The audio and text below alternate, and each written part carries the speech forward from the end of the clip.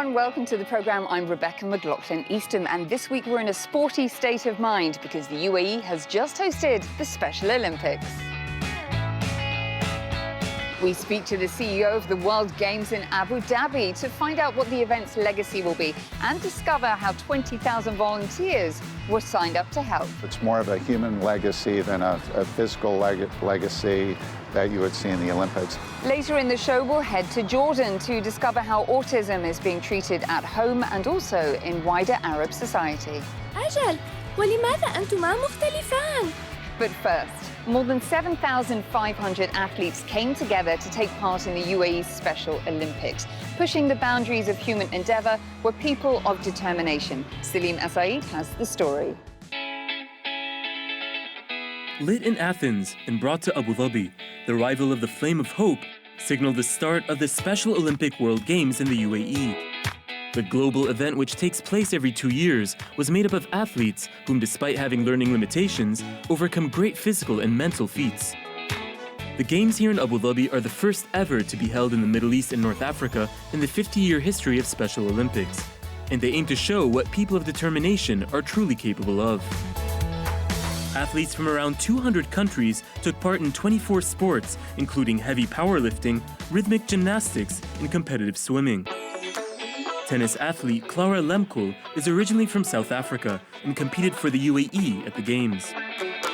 It's a really dream come true for me to take part and to play tennis, and it's a good way for me to be having friends around the world and to see them perform. Athletics also extend to Clara's professional life, and I got the chance to learn some Zumba moves from her, as she's one of the only 3 people with Down syndrome to be a certified instructor worldwide. I love dancing a lot. It's mostly everything what I always want to do is become a good dancer and show the world what I can do and make the best of it. UAE footballer Abdullah Al-Swedi says the sport is his life, and it motivates him to achieve more.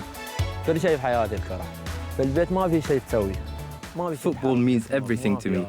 At home, there's nothing to do. There's nothing to move your body. When you go out and see your friends, they say get up and let's play some ball. This raises morale. While the World Games hope to open the door of possibility for people of determination, the UN's first Disability and Development Report published in 2018 highlighted that people with disabilities are disproportionately excluded from most aspects of society. According to an ongoing study by Special Olympics, up to nearly a third of people from 8 Middle East countries hold attitudes that hinder the inclusion of people with intellectual disabilities in everyday society. People are sympathetic towards people with intellectual disabilities, but still doubt that they can be included in our schools, in our healthcare sector, and there is still hesitation to understand that people with intellectual disabilities can be proactive members of our society. The World Games aim to change this viewpoint with cultural exchange initiatives, looking to connect people from different walks of life. For example, the Host Town is a program bringing visiting athletes of determination and their families to the homes of Emirati residents, all in part of the Special Olympics 5-year campaign called The Revolution is Inclusion, launched this year to mark half a century of games and break down barriers on and off the field. The planning for what's being dubbed the biggest sports and humanitarian event of its kind in the world took years. And the organisers are hoping that by empowering people with intellectual difficulties to excel physically, the positive effects will be felt by them and society for the long term. Abu Dhabi torch run. Staging a Special Olympics World Games takes on average 5 years to plan and execute. Abu Dhabi got the job done in 2. And to put on an event which had the potential to attract 500,000 spectators, they signed up more than 20,000 volunteers. Unlike other mainstream Olympic Games where the financial investments have run into the billions of dollars, Abu Dhabi didn't plough money into sporting infrastructure, but more into public campaigns to increase understanding of people with determination. Inspire spoke to the CEO of the Special Olympics World Games in the capital to find out more. A very warm welcome to Inspire Middle East. Thank you. It's great to be here. Thanks for your support. Let me start by asking you, these are the first games of their kind to be held in the Middle East. Why is it important for the UAE to stage them here? The values of UAE and Special Olympics align perfectly.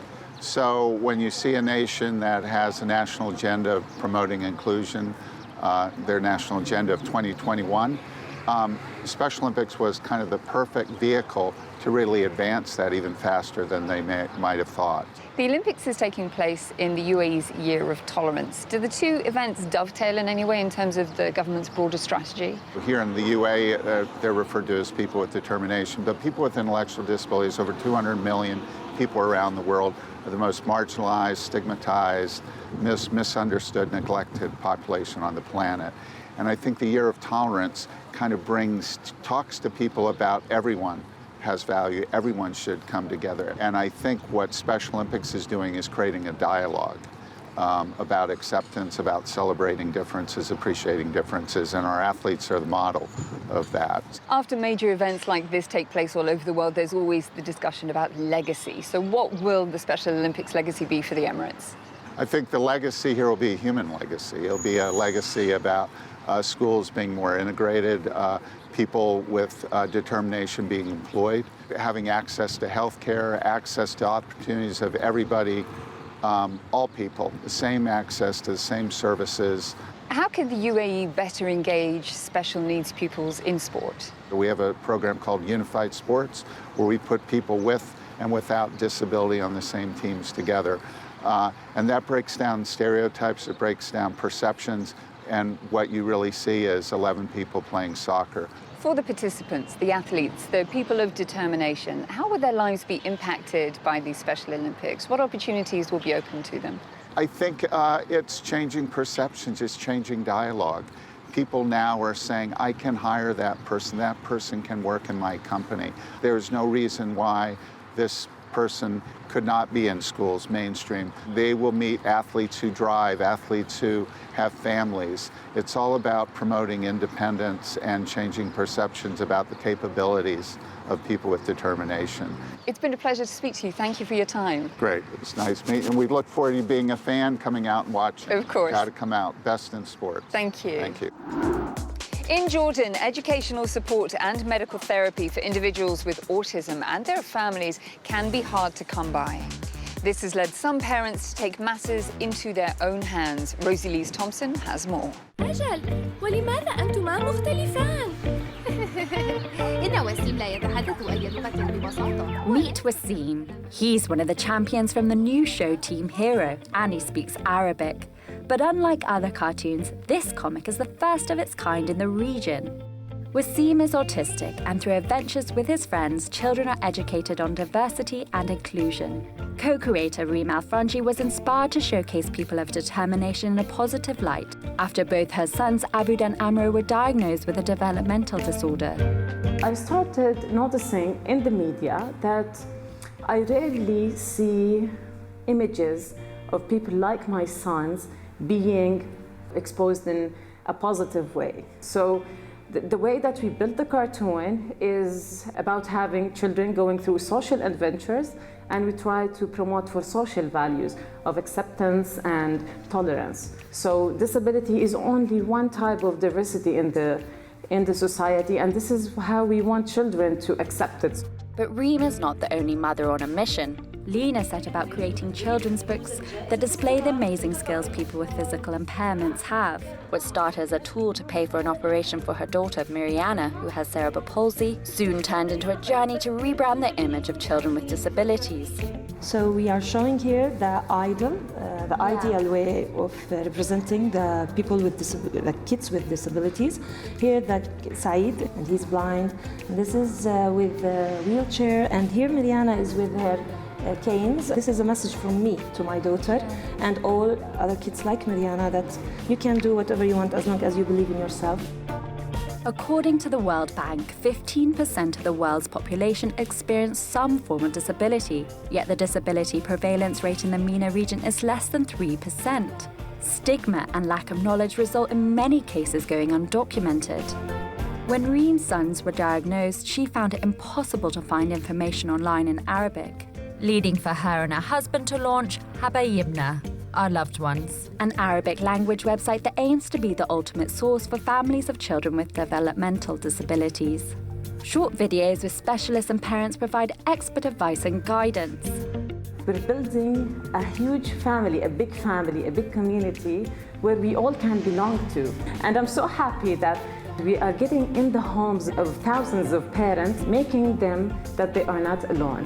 We're hoping that with Habayibna, we can reach more and more, and we can also provide more services and more content, specialized content, that would be really tackling more sensitive issues and more issues that are needed to develop the skills of our children.